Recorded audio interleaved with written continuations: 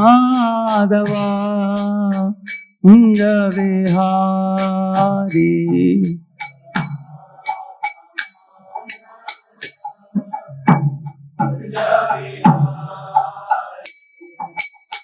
गोपी जनवल्लभा गिरिवरधारी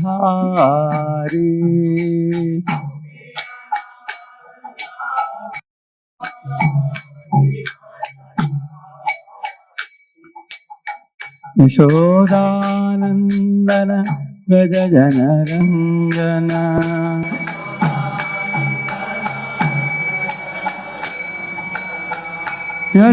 यशोदानंदन व्रज जनरंजन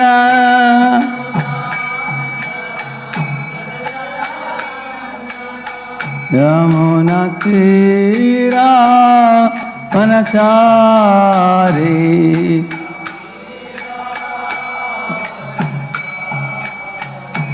यमुना तीरा वनचारी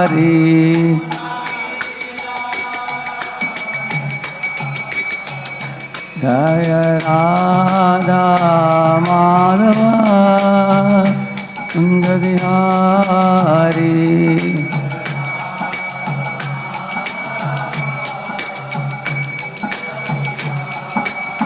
जय गोपी जन वल्लभा गिरिवरधारी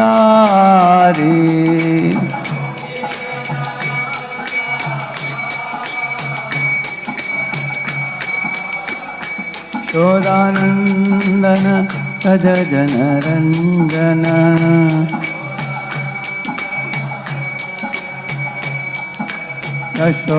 यशोदानंदन व्रज जनरंजन यमुना तीरा वनचारी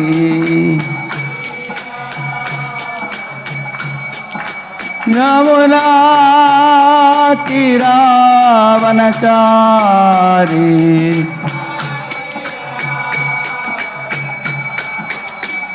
जय राधा माधवा कुंज विहारी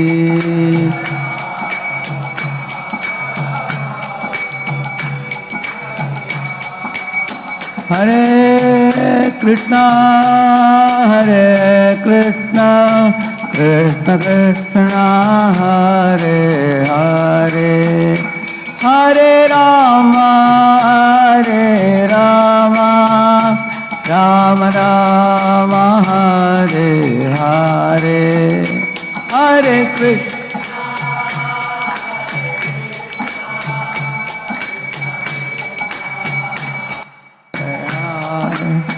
हरे राम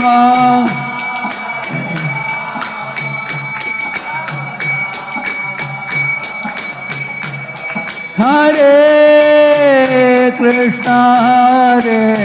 कृष्णा कृष्ण कृष्णा हरे हरे हरे राम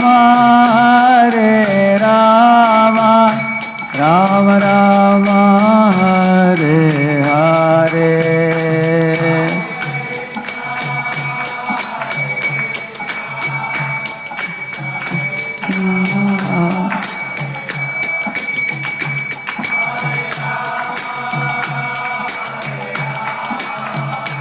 राम राम हरे कृष्ण कृष्ण कृष्ण हरे हरे हरे राम राम राम हरे हरे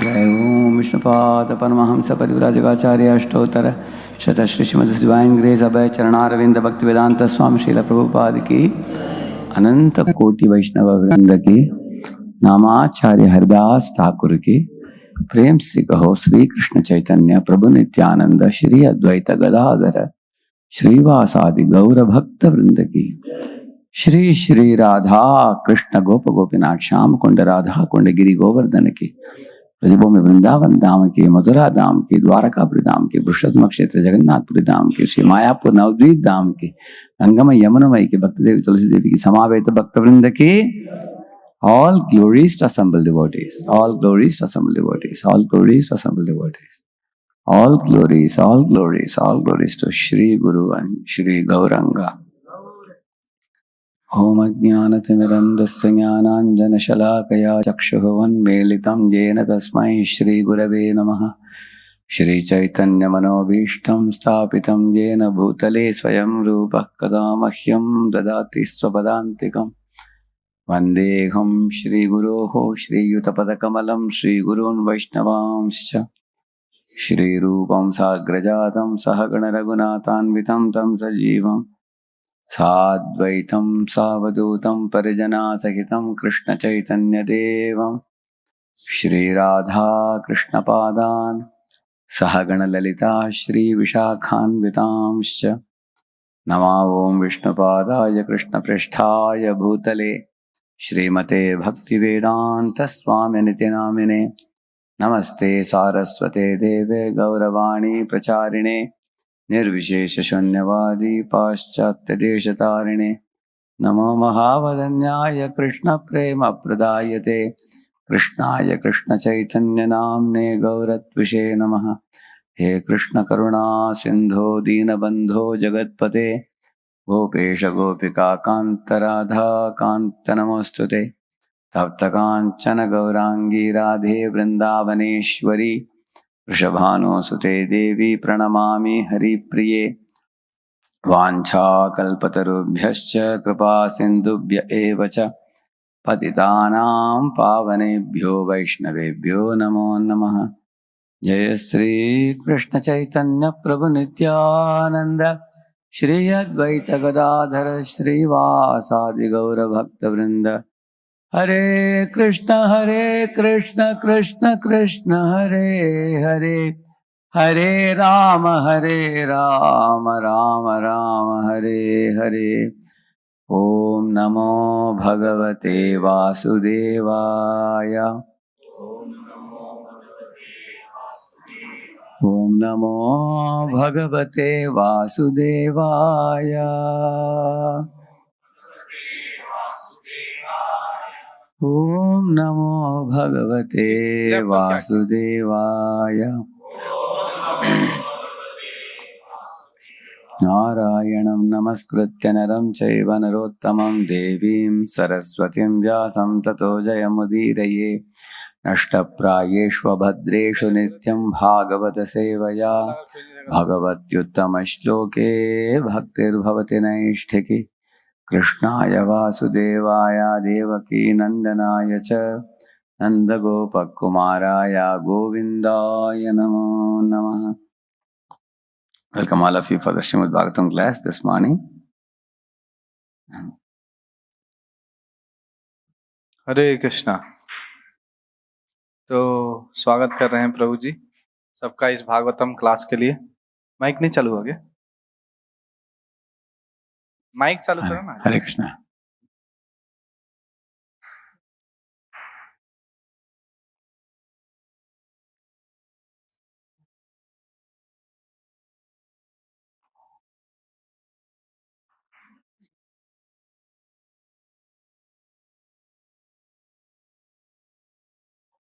एक आदमी ऊपर रहो। हरि बोल।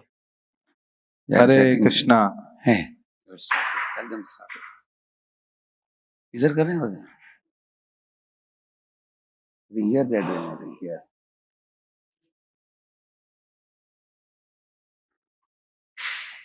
We are reciting Srimad Bhagavatam this morning from the 6th canto, first chapter, text number 63. 63.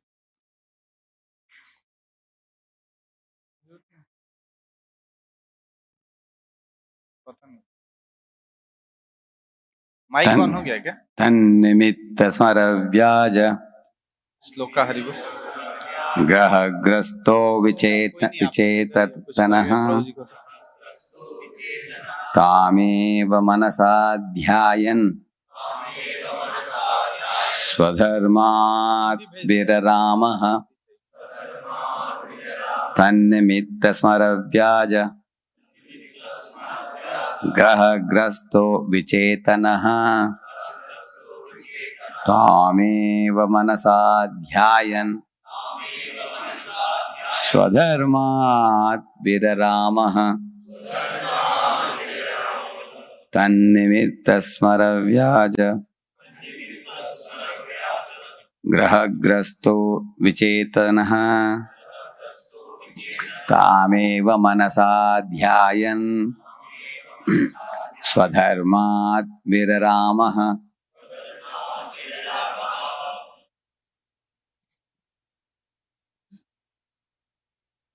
Yeah. Tannimitta Smaravyaja Grahagrasto Vichetanaha Tameva Manasadhyayan Swadharmat Viraramaha Tannimitta Smaravyaja Grahagrasto Vichetanaha Tameva Manasadhyayan Swadharmat. Matajis.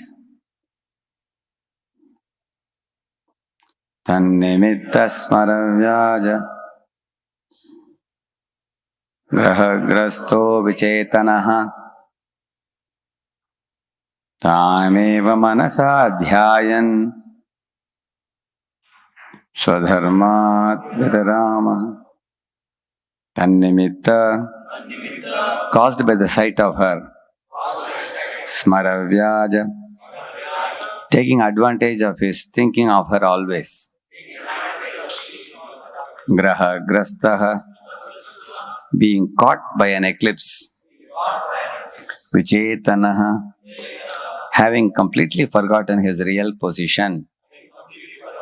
Tam, her, eva, certainly, manasa, by the mind. Dhyayan, meditating upon. Swadharmat, from the regulative principles executed by a Brahmana. Viraramaha, he completely ceased. In the same way that the sun and moon are eclipsed by a low planet, the Brahmana lost all his good sense. Taking advantage of this situation, he always thought of the prostitute, and within a short time he took her as a servant in his house and abandoned all regulative principles of a Brahmana. Purport by His Divine Grace, A.C. Bhaktivedanta Swami Srila Prabhupada ki. By speaking this verse, Shukadeva Goswami wants to impress upon the mind of the reader that Rajamala's exalted position as a Brahmana was vanquished by his association with the prostitute, so much so that he forgot all his Brahminical activities. Nevertheless, at the end of his life, by chanting the 4 syllables of the name Narayana, he was saved from the greatest danger of falling down. Swapamapyasya dharmasita ite mahato bhayat. Even a little devotion service can save one from the greatest danger. Devotional service which begins with chanting of the holy name of the Lord is so powerful that even if one falls down from the exalted position of a Brahmana through sexual indulgence, he can be saved from all calamities if he somehow or other chants the holy name of the Lord. This is the extraordinary power of Lord's holy name. Therefore, in Bhagavad Gita, it is advised that one not forget the chanting of the holy name, even for a moment. Satatam kirtayanto mamitantascha dridabhrataha. There are so many dangers in this material world that one may fall down from an exalted position at any time. Yet, if one keeps himself always pure and steady by the chanting of the HareKrishna Mahamantra, he will be safe without a doubt. So, this verse says that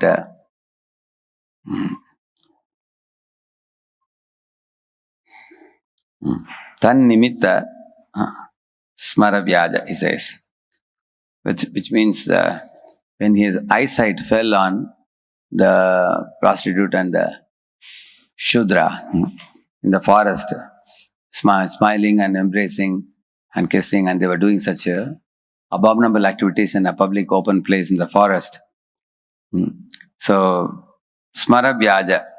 In this way, the smara is used for cupid or lusty arousal, causing the kama karma bijas to become germinated and develop further.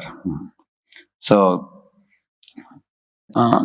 and in this way, he was constantly absorbed in remembering that sight.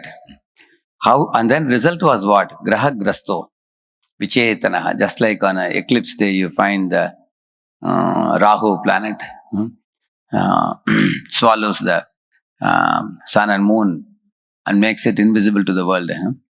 So, just like a snake devours an animal, sometimes even an elephant. You know the snake called as Ajgar. Ajgar is a snake which opens the mouth and lies in the forest. And any animal passing by, it can just swallow it silently without making much sound and devour the whole animal inside. And then after sending it into the belly, it will crush it and eat it. So it can devour the whole creature. Big creatures also, like elephant or lion or tiger, any kind of creature. This is a snake with a very huge mouth. If you haven't seen some videos, especially in African safari and all, you will see that. There are people who go for picnic to take, to play in the waters. There is one video you must have seen probably. Like some people go, one lady was swallowed. Her husband was trying to pull her out. He couldn't. This thing, Ajgar, quickly swallows from the leg immediately up to the hip and the neck, and then the whole person just devours inside. And if you go to deep jungle and all, is where this is living. So in the same manner, the good qualities, which we call sadachar, good behavior, and the knowledge of the scriptures, both these things are devoured by the Ajgar snake called as lust. The knowledge of the scriptures as well as the good behavior, both are swallowed by lust. Therefore, lust is called Mahashano, Mahapapma, Vidyenam, Vihabairinam. In Bhagavad Gita, Lord Krishna says. Actually, lust is not the root of all problems. Lust is the third problem. The second problem is attachment, from which the lust comes. And the first problem is repeated contemplation on a sinful thought. That is the first problem. Dhyayato Vishayan Pumsaha. That is repeated contemplation on some dirty thing. Over and over. That's what is called as Tannimitta Smara Vyaja. Repeated contemplation. That led to Sangha, which means, what is Sangha? Attachment. And that Sangha led to Kama, which is lust. So, initially, when you talk about repeated contemplation, how does that begin? That begins by the attraction principle. He went to the forest to pluck flowers. And then while plucking flowers, he saw this sight to which his mind was tempted and attracted. So attraction is more easy to overcome than attachment. And the difference between attraction and attachment is, in attraction, it is a preliminary stage. Attachment is a more stronger, ripened stage. For example, in the ocean, you see the people swimming, you don't know swimming, but you develop a desire after seeing them that I also want to play in water. It's a very dangerous desire. You have never entered ocean and there are big waves coming in Puri, isn't it? But you develop it, that's called attraction. But after you go, the water is tickling your feet. At that time, you are experiencing some fun. And then you go a little more deeper. Now the ocean has dragged you inside. with the huge waves, and you don't know swimming also, and it is drowning you. And the attachment is like that. Attraction is a preliminary stage. Attachment is a ripened stage. And when attraction is there, it is possible to overcome. When attachment is there, one will become very cunning and very diplomatic. One will behave like a very good person externally, but then secretly deep within the heart will meditate on how to enjoy with nobody's knowledge. And that is attachment stage. In attraction stage, at least one will have the buddhi, sufficient intelligence to reveal to others that I am feeling attraction, I'm slowly becoming mad, what I should do. They can ask such questions in attraction stage. In attachment stage, one becomes pagal. One becomes mad. That stage. So, therefore, dhyatyo vishayan pumsa is the preliminary stage. But if one does not check the problem, it's like a spark of fire, attraction. And attachment is like a big fire.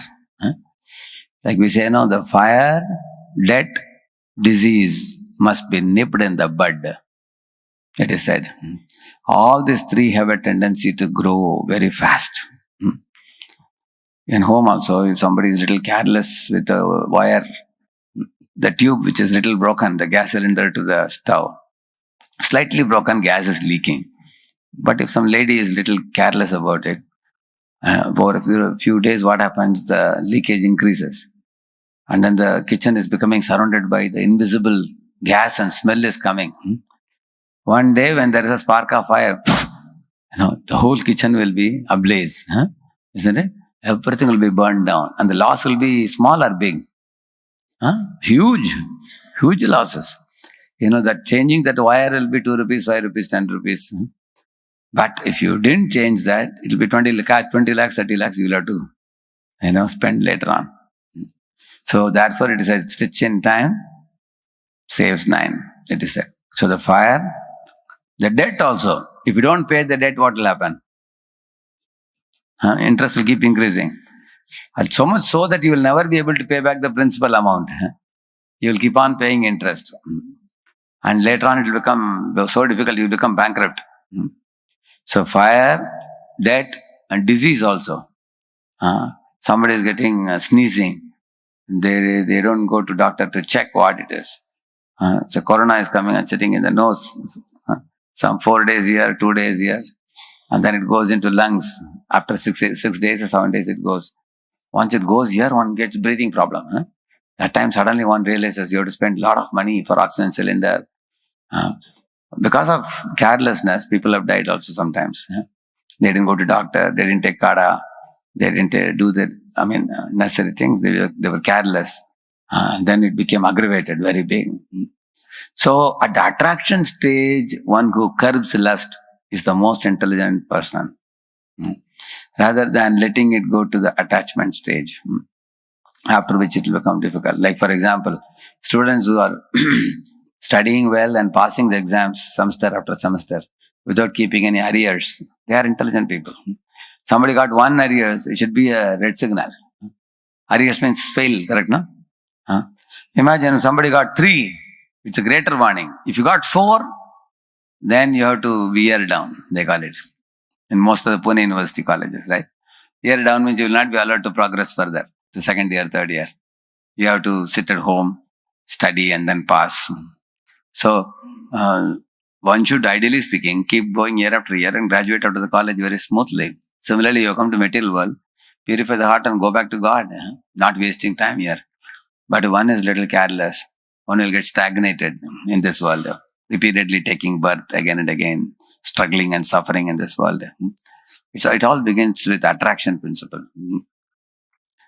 And attraction for the illusion is called moha. And attraction for the real object, vastava vastu, is called prema. So having attraction for the Lord is a great blessing. If somebody is attracted to kirtan, somebody is attracted to darshan of the deities, somebody is attracted to study of the scriptures, somebody is attracted to the satsanga with devotees, somebody is attracted to seva, somebody is attracted to holy dham. So that is a very great blessing. Surely it must be blessing of some great Vaishnava saint in this life or the previous lives. But if one does not have these type of positive spiritual attractions, then one is driven by negative attractions. The negative attractions, like attraction for the wealth, attraction for the women or opposite sex, attraction for name, fame, glory, popularity, eagerness to impress the other living entities. If one is attracted, this is not a very great attraction. This is commonly seen in most all living entities in this world. So this attraction eventually can turn into attachment. Mad, the attraction when it becomes mad, you call it attachment. Yeah, a person with attraction can be diverted to spiritual activities. Like attraction is like this towards lower nature, and he can be lifted up to higher nature. Because generally the nature of the mind is whatever you feed, the mind munches on. If you feed the mind lower attraction, it will munch on the lower attraction. If you feed the mind higher things, then it will munch on the higher things. That's one good nature of the mind. Whatever you give, it just munches on that. Like for example, you give Mahabharata, Ramayana, Bhagavatam, and Charitamrita, Bhagavad Gita. Then the mind starts meditating and contemplating on what it is. Like there are some fellows in India who have a tendency to read a lot. Like one fellow came to our temple and asked, do we have Ashtavakra Gita? We said, we have Bhagavad Gita as it is. He said, no, I already, have this, I have that and everything. So he has got 100 editions of different Bhagavad Gitas, he was telling.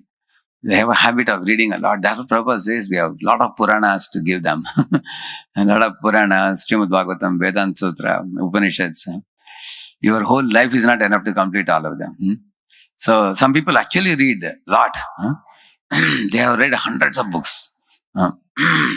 One person invited me to his home for Bhagavatam installation. So unknown person actually, no devotee knows him. I was surprised.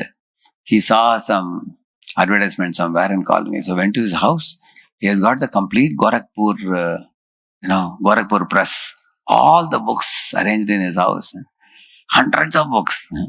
And he has read all of them. He opened and showed me and underlined and read everything. So, and he is a very detached person, simple person, a little elderly, probably around 60, 62 or something like that. Wife also elderly. And sons, daughters are all settled. So he is reading day in and day out, 7 hours, 8 hours he is reading. So because he has purchased these books, his contemplation is on that subject. Correct, no? Imagine if he got mundane books, he's going to, his mind is going to munch on that. Correct, no? Whatever you feed the mind munches on. So it begins with the attraction, little attraction for something. And the attraction leads us to accumulating the goods on which we will munch upon. So Ajamila was in a good situation at that time. He was a Brahmana's son. So naturally he woke up in the morning, he was bowing down to father and mother, and he was bowing down before Vishnu deity, and he was plucking flowers and bringing for puja. He must have been doing Gayatri, Sandhyavandan 3 times a day, and studying the Vedic literature and chanting the Vedic mantras. These were his occupation. That's what he is saying. Dharma, he was doing. Swadharma, he was doing very well.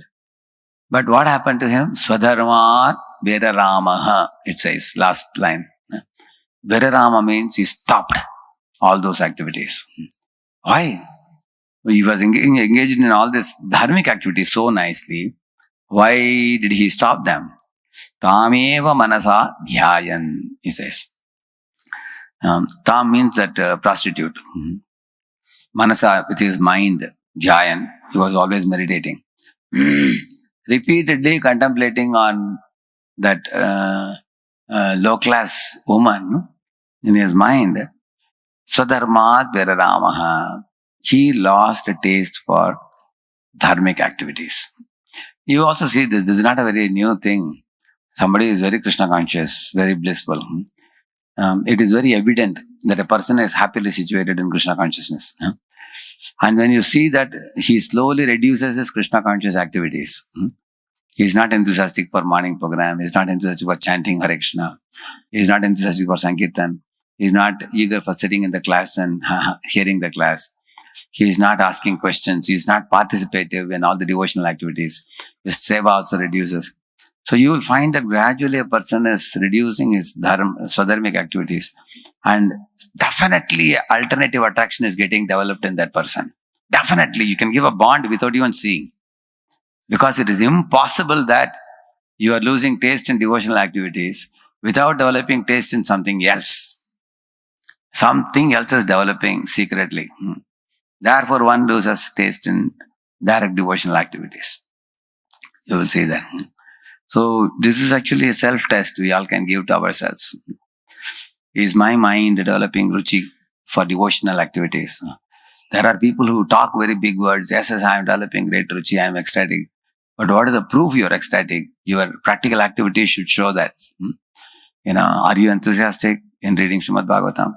And are you enthusiastic in attending the class, associating with devotees, and singing and chanting the holy name, preaching the fame of the Lord? How much are you devotionally engaged? And that is a proof that you are really happy in that activity. If you are not seen to be engaged, therefore visible sadhana we say. If you are not visibly seen amongst the devotees, even congregation devotees also, in Chaupari temple once there was a discussion about every leader, every member of the congregation should at least show up once a week on a Sunday. That is also not a very great standard. It's like a church. People go to church only on Sunday. That is the lowest standard we can expect from somebody who is a dharmic person. Even that also many are not following nowadays. People don't even go once a week to temple also. But at least once a week, Sunday in church people used to go.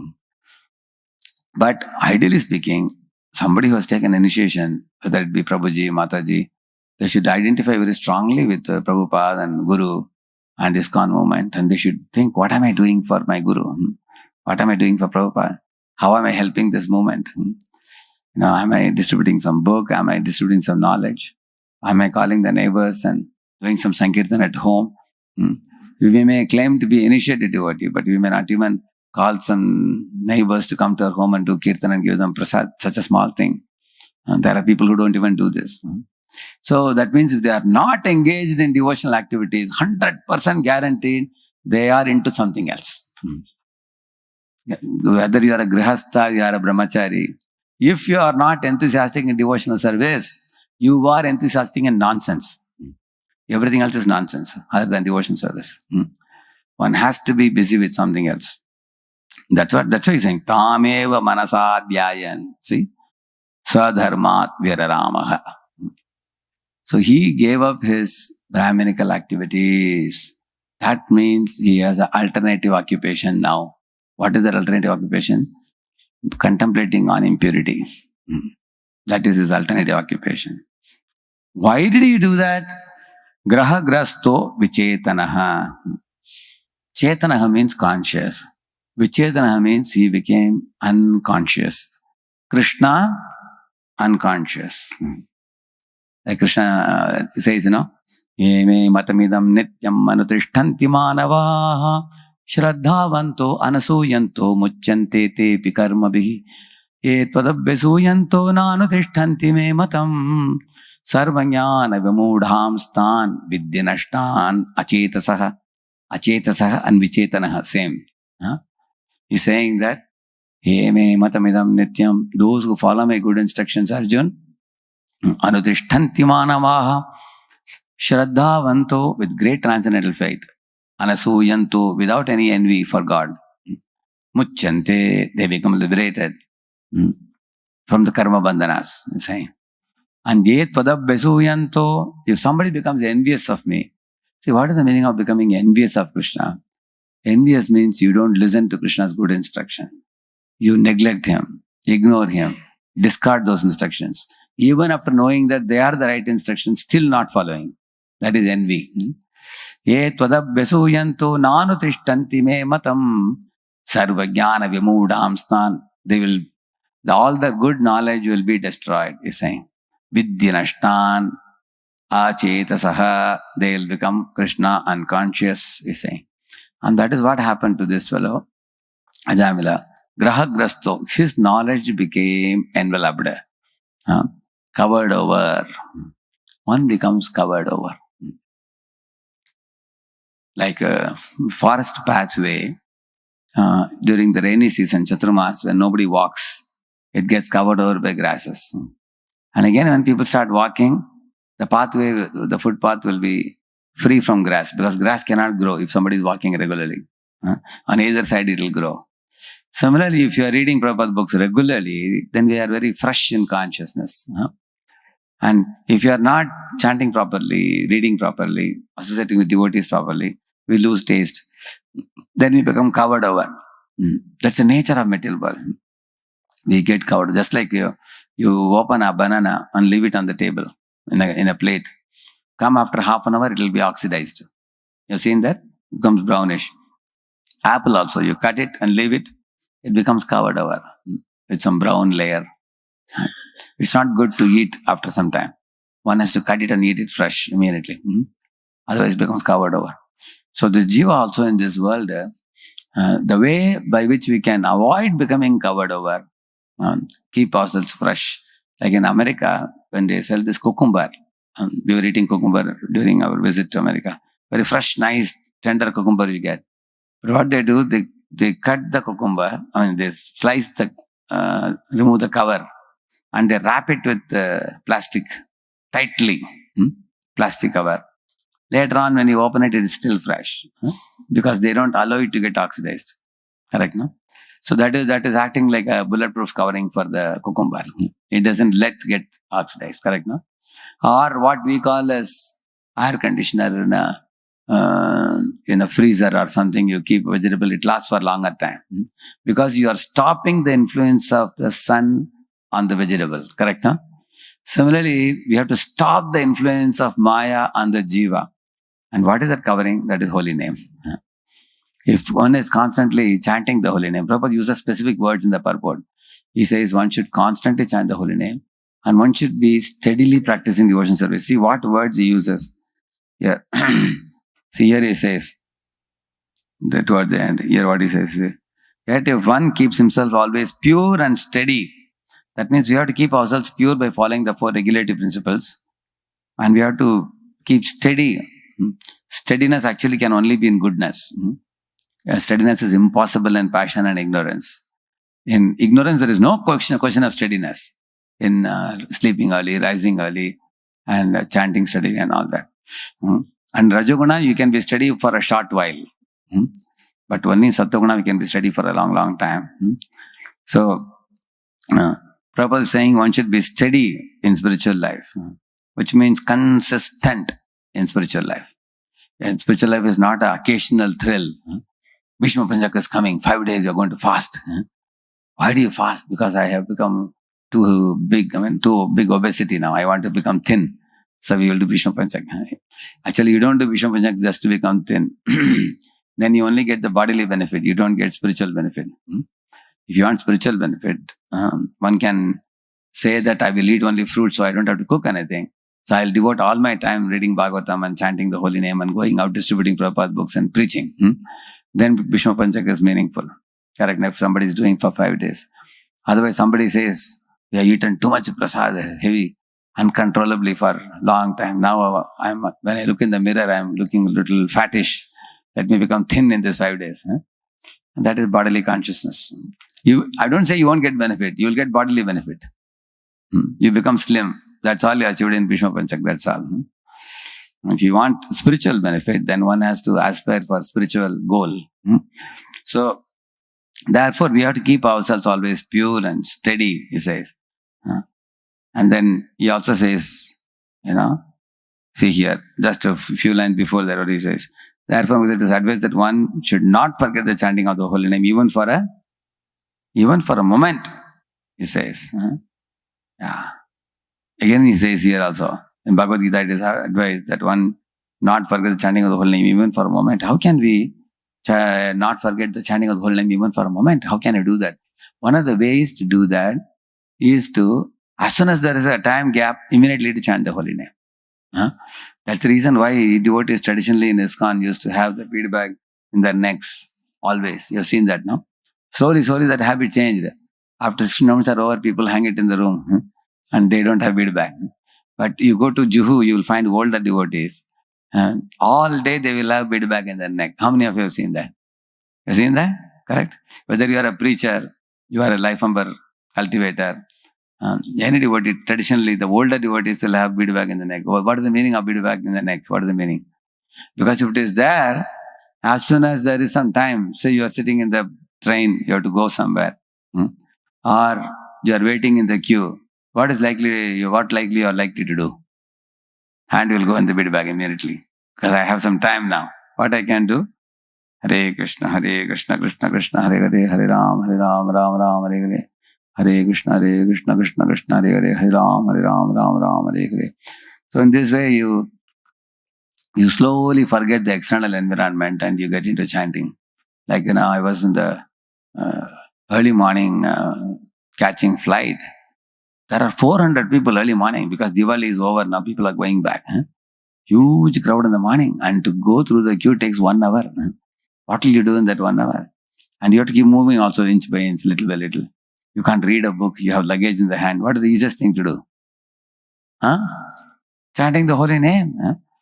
In 1 hour, how many rounds you can chant? 7, 8 rounds peacefully. And I never felt I am in the airport. I am in the queue, I am in the airport. I don't have to feel, because you just put your hand in the bead bag, just chant the holy name. And we can become oblivious to the surroundings. You will not be affected by. That is actually, just like I told you, don't allow the influence of the sun to come on the sabji by keeping in the freezer. In the same manner, that which protects the jiva as a kavach is the chanting of the holy name. We read about that in Narayan Kavach Shield, no? In the Srimad Bhagavatam 6th canto. Indra was protected with the Narayan Kavach Shield. What is that kavach? They actually touch different parts of the body and put the mantra. They chant mantra and that mantra protects. And the mantra will not allow the influence of Maya to come on the individual. Chanting of the holy name is actually a kavach, holy kavach. The more we chant, as soon as Prabhupada would sit in a flight or somewhere, immediately he would take the beads and start chanting. So, and 16 rounds on beads and 16 rounds off beads are, we can say, bonus. Any number of rounds you can do bonus when you are going, coming, anytime. So, in this way, the jiva can remain in a protected, safe situation. Prabhupada says, the chanting of the holy name. But what happened to him, as it says here, graha grasto vichetanaha. He became covered over. The result of getting covered over is the knowledge of scriptures and the sadachar, good behavior. These two things will be gradually seen to be absent in the person. Absent means they get covered over. Which means instead of speaking something about Krishna and delighting in it, he will speak some prajalpa. He will speak.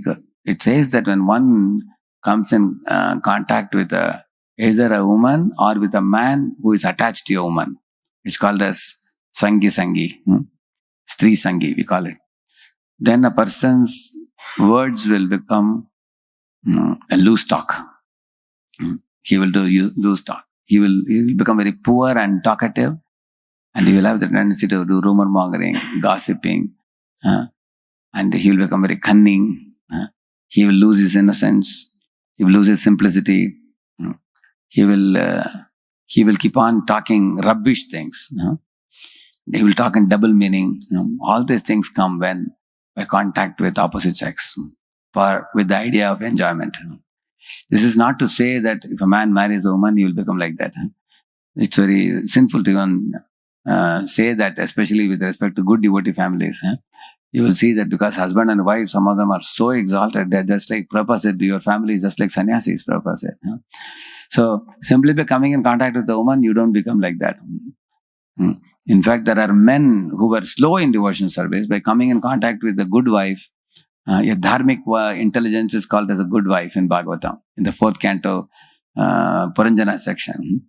If an ordinary, average, mediocre devotee gets a good devotee girl, then she will actually catalyze his devotion service to go faster in spiritual life.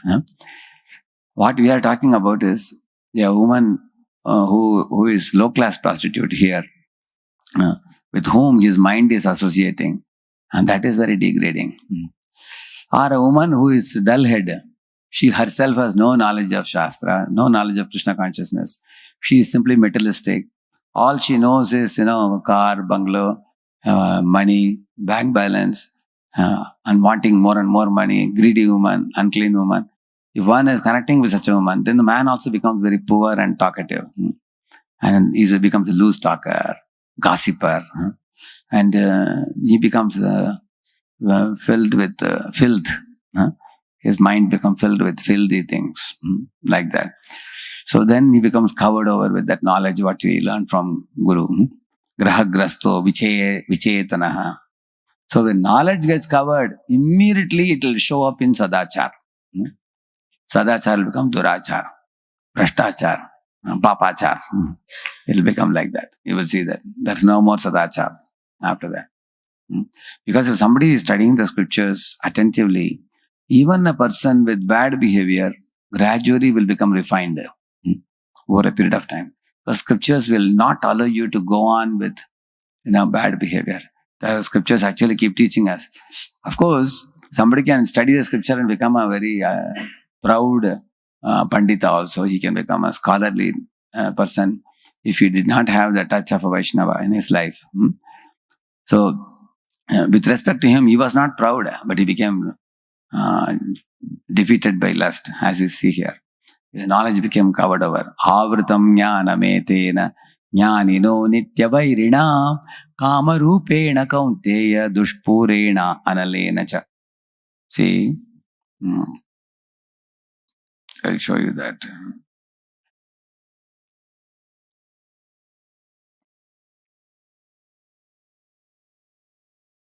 Is it big enough? Huh?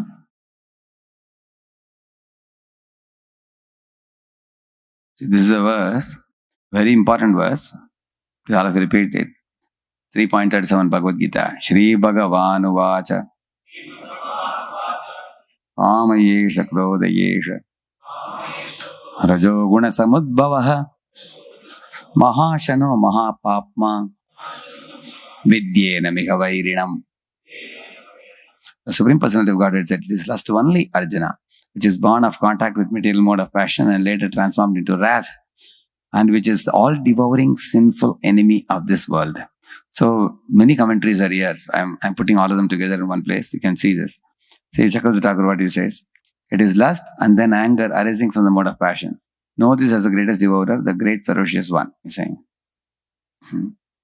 Yeah. And then in the purport, this is Prabhupada's purport, he says, when living entity comes in contact with the material creation, his eternal love for Krishna is transformed into lust. That means love becomes transformed into lust in the association with the mode of passion. In other words, the sense of love of God becomes transformed into lust, as milk becomes sour. With the sour tamarind, it transformed into yogurt.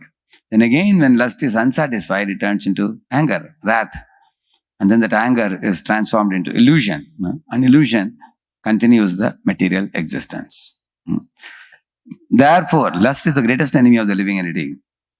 And it is lust only which induces the pure living entity to remain entangled in the material world. You understand this?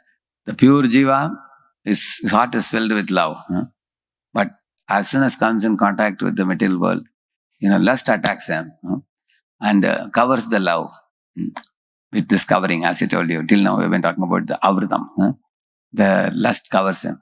And that lust leads to anger, and then the combination leads to moha, illusion. Mohat grihitva asat grahat, Krishna says in the 16th chapter. Pravartante ashuchi vratau, is saying. Mohat means by illusion. What is illusion? To consider an impure thing to be pure. To consider temporary thing to be permanent. To consider the short-term thing to be everlasting. To consider the small goals in life, like, finishing an examination, earning a degree, or building a house, to be the larger picture of life. To think that this is the only goal of life. Dhanam Janam Sundaram is the goal of life. And that is actually called moha. Actually, for Chitraketu also, Harsha Shoka became the entire program of his life. Harsha Shoka is everything for me. That is moha, actually. What? He asked Angiramani, this boy, was he your son before? 50 years ago, was he your son? 50 years later, will he be your son? Why are you attached foolishly? He asked him, this is moha. Mohat grihitva asadgraha. Just like Pururava was attached to Urvashi. So this is all moha. So moha, Prabhupada says, the result of godless civilization is illusion, he's saying. So where does the illusion come from? Godless civilization. When people say that I am very busy going to company, I have to make a lot of money, I am busy with parties, I am busy with not attending to my WhatsApp calls, I am busy with this, busy with that, I have no time for God. So slowly, even dharmic people also take away from God, they turn away from God. The result is they are being devoured by the snake of illusion. And you are seeing that. Ajamila was a very pious person. How he was deviated, you see, by one dirty sight. So many of the even people coming from cultured families are being cheated by some incarnations nowadays. So human beings claim to be some incarnation of God and they are being cheated by them. And there are many people doing religious activities also for show battle without capturing the real essence of religion, which is love of God. So the love of God becomes covered over by lust, and that lust becomes anger and moha, illusion subsequently, he says. And that is the greatest enemy for the jiva. And then the anger is a manifestation mode of ignorance. These modes exhibit themselves as wrath and other corollaries. If therefore the mode of passion, instead of being degraded into mode of ignorance, instead of that, if the mode of passion can be elevated to mode of goodness by the prescribed method of living and acting, then one can be saved from the degradation of wrath by spiritual attachment. The Supreme Person of Godhead expanded himself into many for his ever-increasing spiritual bliss. The living entities are parts and parcels of this spiritual bliss. They also have partial independence. But by misuse of their independence, when the service attitude is transformed into propensity for sense enjoyment, that means seva vritti has become transformed into bhoga vritti now. That's how they come under the sway of lust. This material creation is created by the Lord to give facility to the conditioned souls to fulfill these lustful propensities, and when completely baffled by prolonged lustful activities, the living entities begin to inquire about the real position. So the program for which Krishna has sent the jivas here, initially the jivas only try to enjoy, and they get roasted like the moth entering fire. That's the example given for lust. And then they learn a good lesson after many lifetimes. Then they slowly want to enjoy and also serve like demigods. They have a desire to enjoy and desire also to serve. And gradually the service propensity is increased more and more and more and more. And the enjoying propensity is reduced. And then one becomes a pure devotee. Then one goes back to Godhead.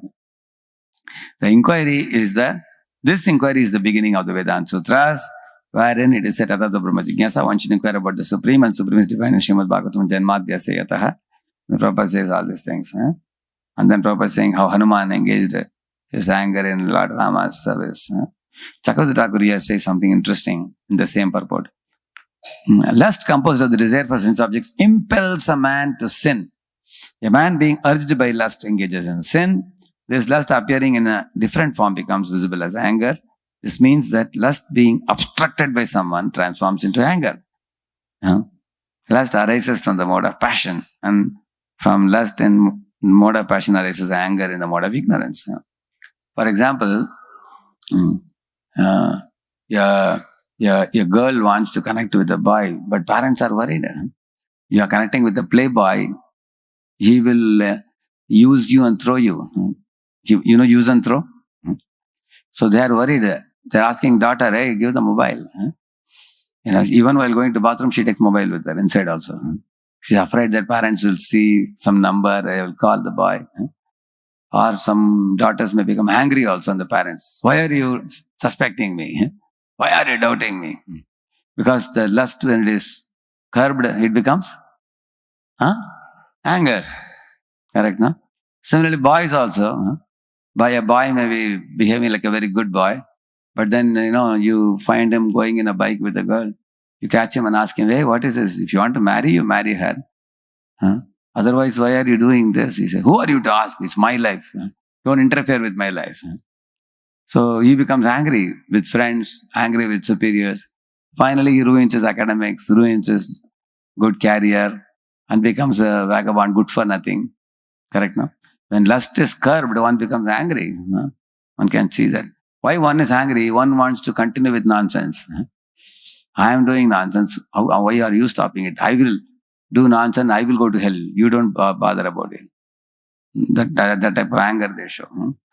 So somebody may say, how Chakravarti Thakur gives a dialogue here, he says, but after fulfillment of desire, the desire should be finished. Like that some people argue. He says, no, this lust is a great devourer. It is impossible to satisfy the expectations of desire. Like that he's answering. Because some people will say that, okay, instead of one gulab jamun, he wants two. Everybody is given one, he is given two, no problem, give him. After eating second one, will he keep quiet? No, he's going to ask for third one, fourth one, you will see that. Until he gets stomach pain. Yeah, similarly, child wanted cocoa chocolate, 1, 2, 3, 4, keep giving until all the tooth are gone. Still that means until the senses drive us to insanity, they will not be satisfied. That's why he's saying that don't try to feed lust. If you feed lust, you will become madder. And then, as the Smriti says, Yat Prithivyam Vrihi Yavam Hiranyam Pashavah Striyah Na alam yekasya tat sarvamiti matva shamam brajed, it says. It says that if you feed things like food, gold, animals, women, all these things, if you give for a person, one will see that even after give more and more of it, a person is not at all satisfied. Therefore, one should keep one's mind peaceful with whatever is allotted for you coming of its own accord. You will never be like he says here, for example, gold means money. Any amount of money people earn, sometimes husband is bringing money, wife feels that there are so many things I want, this fellow is not able to provide me, I will also go for a job. Then both father, mother, both are going for a job. You will see that. And both of them are making money, still they are not satisfied. Then they say that, maybe if you go abroad, money will be enough because there we will get in dollar notes or in pounds we will get. So they go abroad and you find that there also they are not able to find it sufficient. After 4 or 5 years, cost of living is very high there also. They wonder, why is money not enough for us? Look at those guys, they are millionaires, billionaires, why can't we be like them? So, instead of foolishly trying to accumulate more money, one should cultivate satisfaction, he says. Therefore, if you cultivate satisfaction, even with less money, you will be satisfied. But if you don't have satisfaction, you have greed. Even with more and more money, you will never be satisfied. And the same with women also. If you cultivate the habit of calling all women as Matajis, see them as mothers. If you want to marry somebody, you marry somebody other than one's wife, everybody else is mother for you. Like sometimes the girl is a 20-year-old girl, you call her Mataji. Hey, why are you calling Mataji? Am I looking like Mataji? So then one boy says, sorry Mataji. Yeah, you are Mataji only. That is the way the Vedas tell us that we should respect women. Mataji is not a bad word, it's a respectable word it is. It's why the dignity is given, because by calling women as mothers and seeing them like your own mother, you will see them with the eye of respect and there will be no mentality for enjoying them.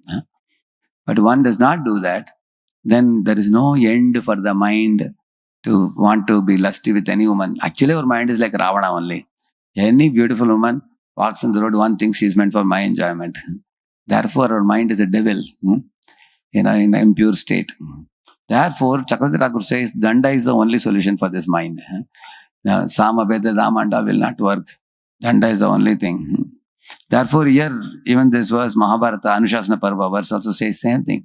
Any amount, like how many of you have experienced that food, the items with sweet items, fine items you eat, again and again the greed keeps coming. You experience of that? Yeah. Therefore, one should never titillate the tongue with fine items.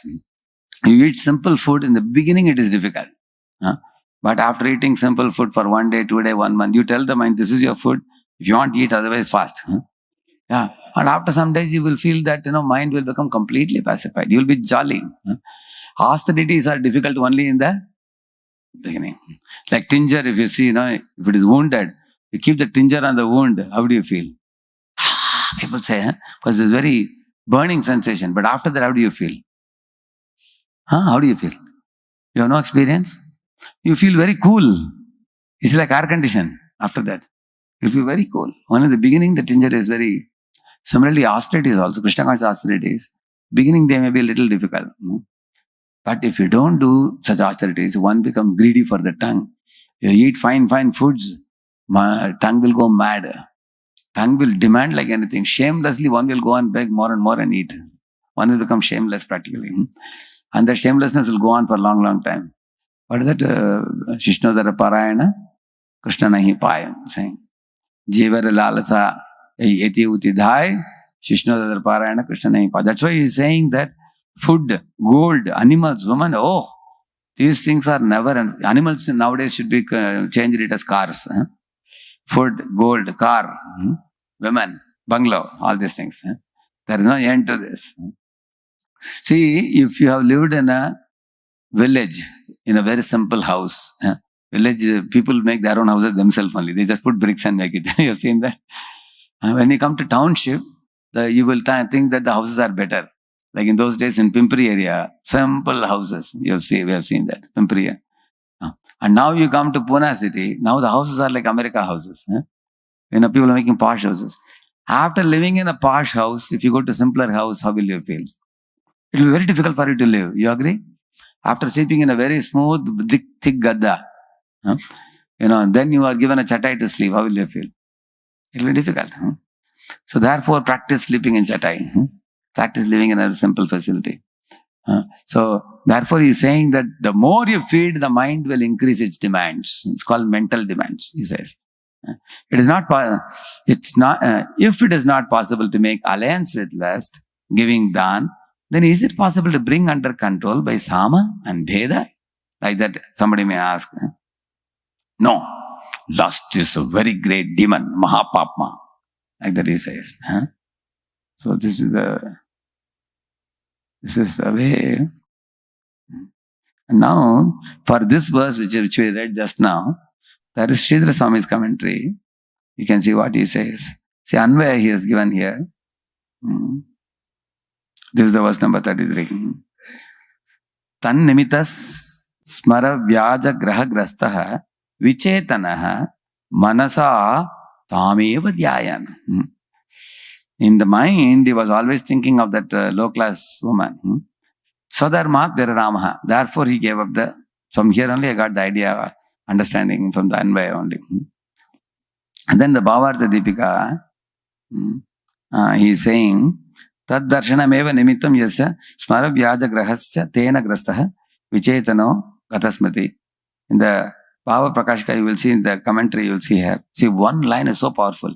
उस वेशा के दर्शन रूपी निमित्त था, काम के बहाने ग्रह ग्रस्त होने में उस ग्रह से अजामिल ग्रस्त हो गया, उसके सदाचार और ज्ञान की चेतना विनष्ट हो गई. Which means, by that association of that low class woman in the mind, two things happened to him. Good behavior and knowledge of the scriptures both became camouflaged. Camouflaged means became covered over. He says that. And then coming back to this, what is the verse number? It goes off.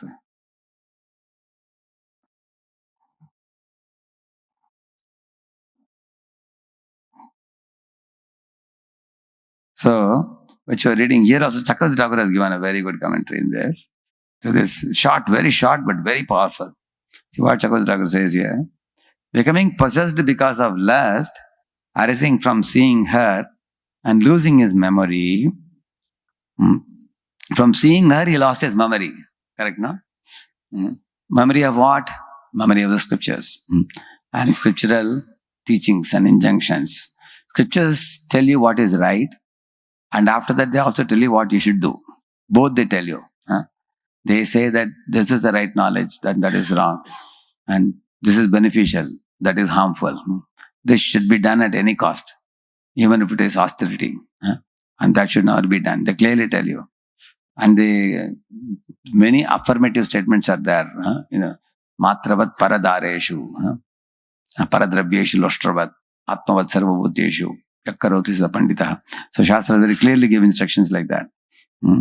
And like for example, one verse says that Jnanayanam prahasitam bahuladaroshta bhasa runayitadano dvijakunda pankti Jayet swadeha guhare vastasya vishnor bhaktyardraya arpitamana napratak didrikshet. See the last line, what he says. In your own heart, Lord Super Soul is standing. Bhaktyardraya. Ardraya means with a melted heart. You should think of him, he says. How wonderful my Lord is. How merciful he is. Birth after birth, I'm wandering in different bodies and he's accompanying me. Nobody else accompanies me. I leave behind my mother, my father, my family, friends, society, money, all that I accumulated in this life. The wife will come up to the door of the house, and the son will come up to the graveyard to put fire. After that, when I wander over to the next body, who will come with me? Only Super Soul comes. He's such a kind Lord. He also is willing to give me smriti and jnanam. He says, Dadami buddhi yogam tam yenamam payantite. I'll give you the sadbuddhi by which you can come to me. How merciful he is. Because he has given me some sadbuddhi, I am a devotee now.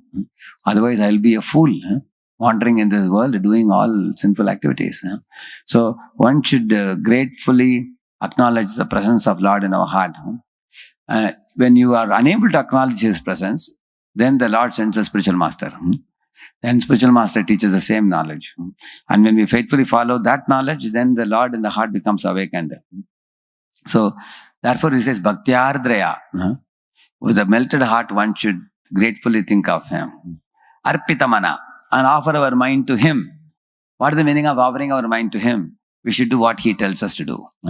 That's the meaning of offering our mind to him. He says, my dear child, do this, it's good for you. You should stick to that. Don't do this, don't do that. Because what he tells us is Veda Vak for us, and that faithfully we should follow. And na pratak didrikshet, he's saying. See, here is a order. Na pratak. Pratak means another direction. Na pratak didrikshet means don't see in another direction. What is the another direction? What Ajamila saw. That is another direction. Like that he says. Very Shastra sometimes speak in an indirect way like this. Na pratak didrikshet, it says.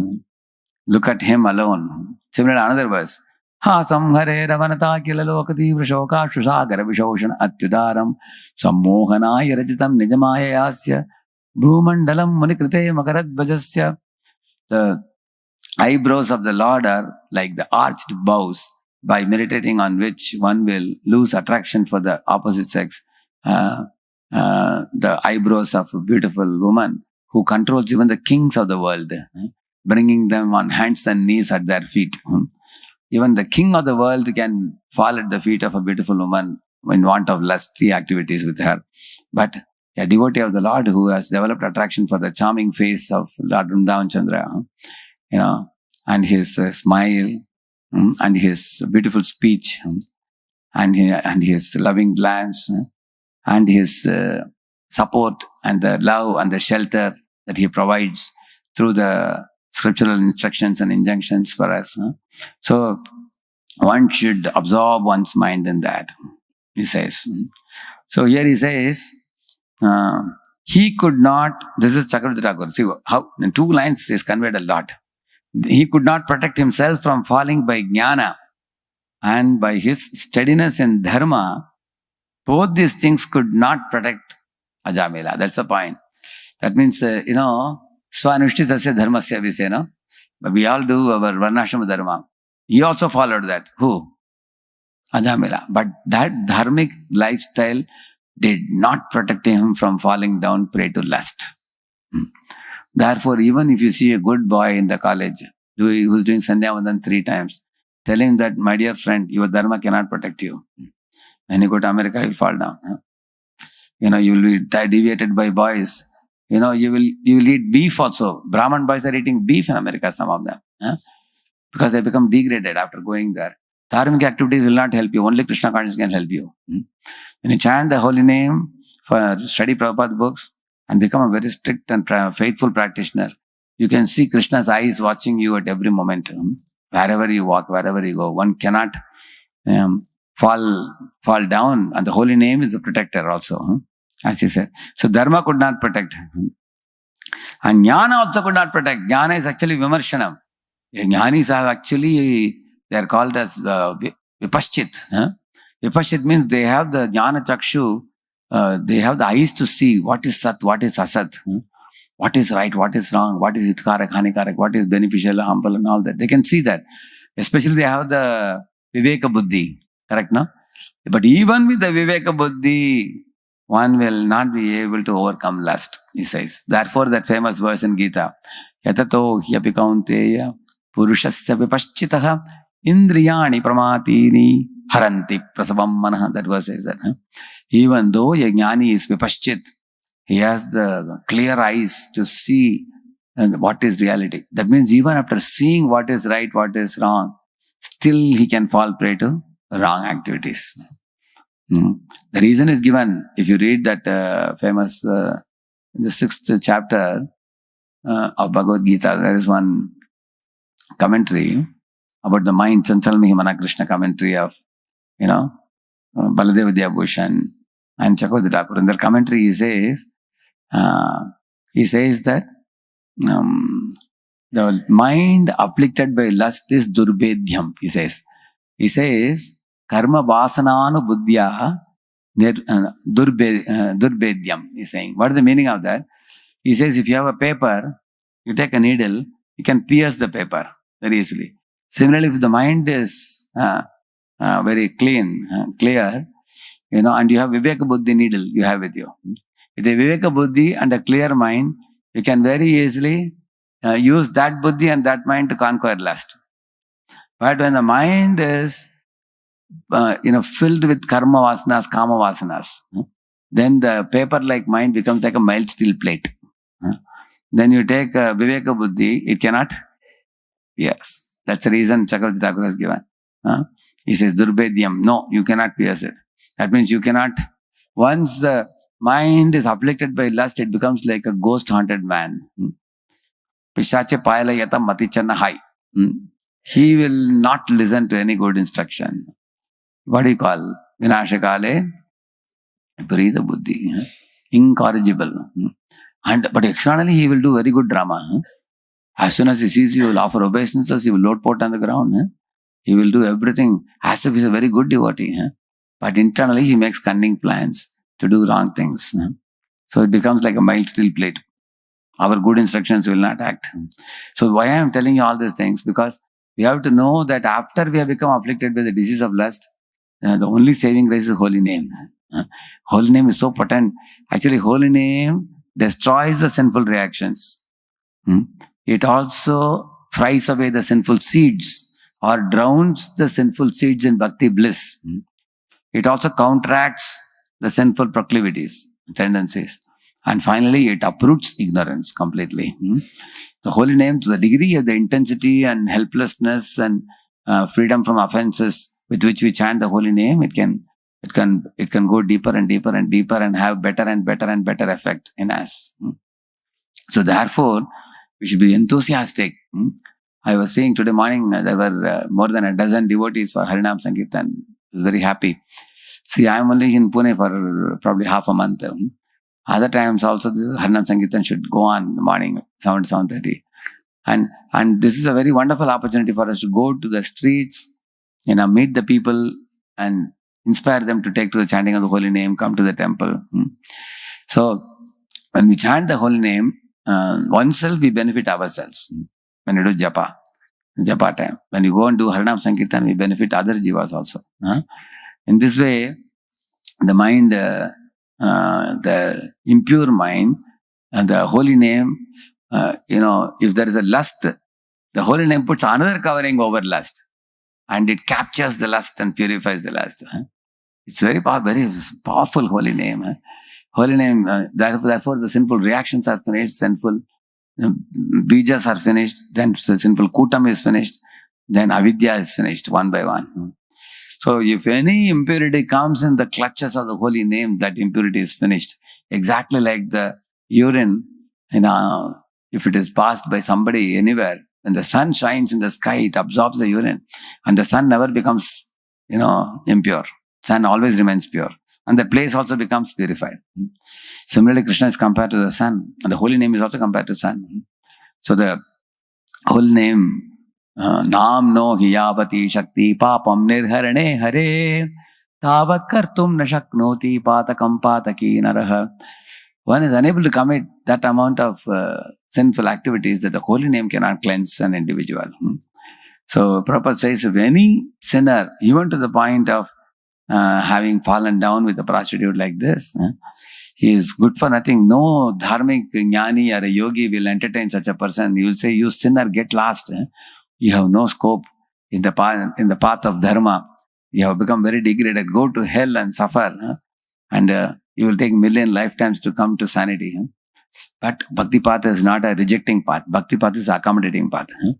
In the path of Bhakti, you will see, Apichet Suduracharo Bhajate Mamananya Bhak Sadhure Vasamantavyas Sambyak Pavasito Hisasa. But one very important thing, if somebody has become a sinner, then one should be extremely repentant, which Ajamila was. Ajamila was extremely repentant. He didn't blame anybody. He didn't say that, I only went for plucking the flowers.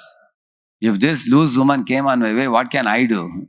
It's not my problem. Did he blame like that? Or did he blame the father that, Papa, why did you send me to forest for plucking flowers? You could have gone. You sent me, therefore I got degraded. He didn't say like that.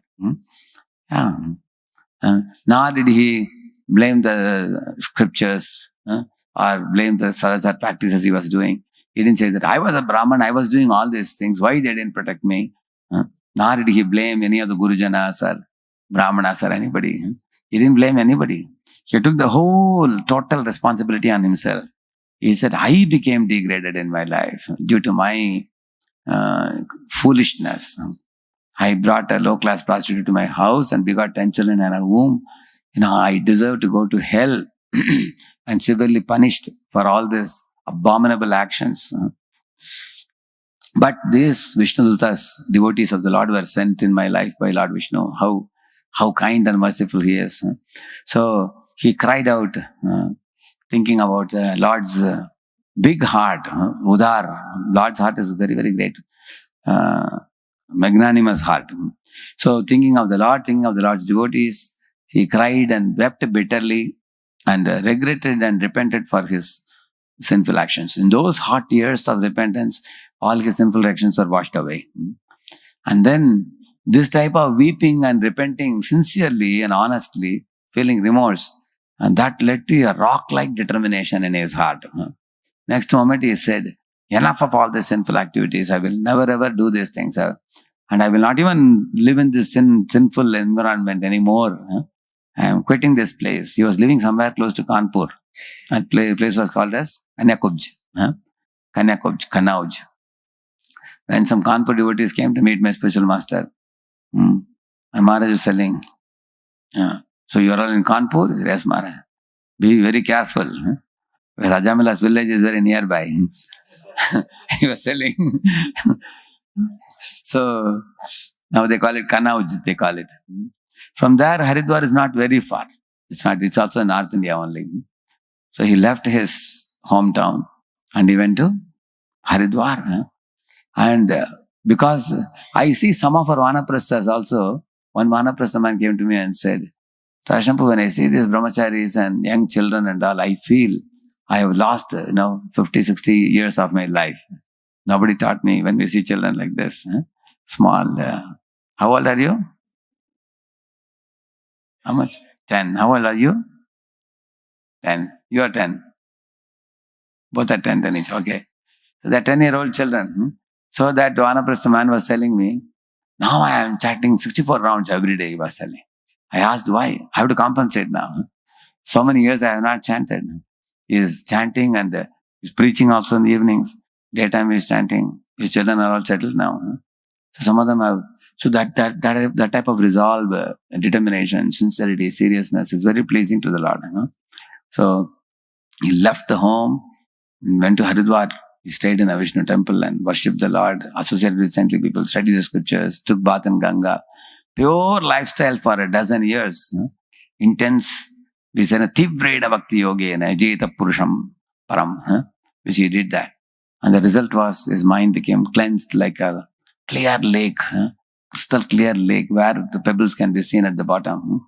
So when his mind became so clear, he started feeling devotion to the Lord, fervent feelings for the Lord, and attachment to the Lord started arising. At that time, the same Vishnudutas came and took him back home, back to Godhead. So Prabhupada has profusely glorified the power of the holy name. And here also, Chakravarti Thakur, what he says here, you see, he could not protect himself from falling by jnana and by his steadiness in dharma, but he attained Vaikuntha after restoring himself by Namabhas chanting alone. This shows the inherent strengths of dharma, jnana and bhakti. Dharma patha has some strength, jnana patha has a greater strength, bhakti has the ultimate strength, epitomized by the holy name. So, and we are recipients of this holy name from our spiritual master and the Guru Parampara. How blessed are we that when all else fails, one should chant the holy name. And even the impersonalists say this. So we are fortunate. Those guys come to holy name only when everything fails. But we are given holy name to chant every day, every moment. And the holy name is a supreme protector, supreme purifier, supreme elevator, supreme awarder of the love of God, and supreme benefactor of every living entity, no matter from the most degraded to the most exalted. Most degraded can chant the holy name to become purified. Those who are situated on the path of dharma can chant the holy name to remain protected and not become victim of Maya. And those who have become Vaidhi Sadhana Bhaktas, they can chant the holy name to ascend further and from Aparadhanam to Namabhas to Shuddhanam. Those who are chanting Shuddhanam can continue to chant the holy name in pure love of God. They can chant the holy name in great transcendental ecstasy, as Rupa Goswami is chanting. And even after going back home, back to Godhead, the holy name never stops. In the spiritual world, the holy name is in the background and services are in the forefront. In the material world, the holy name is put in the forefront and the services come next. Therefore, in the early morning, we chant the holy name. Because in spiritual world, nobody forgets the holy name. It's always going on in the background. So, the whole purport Prabhupada has profusely glorified the power of the holy name. So, this is a very amazing pastime, Ajamila pastime, which teaches us the power of the holy name. And why we should take the holy name seriously, the extraordinary power of Lord's holy name. That's the main theme here. Shil Prabhupada ki और Bhakta Vrinda ki. Thank you. Shil Prabhupada ki.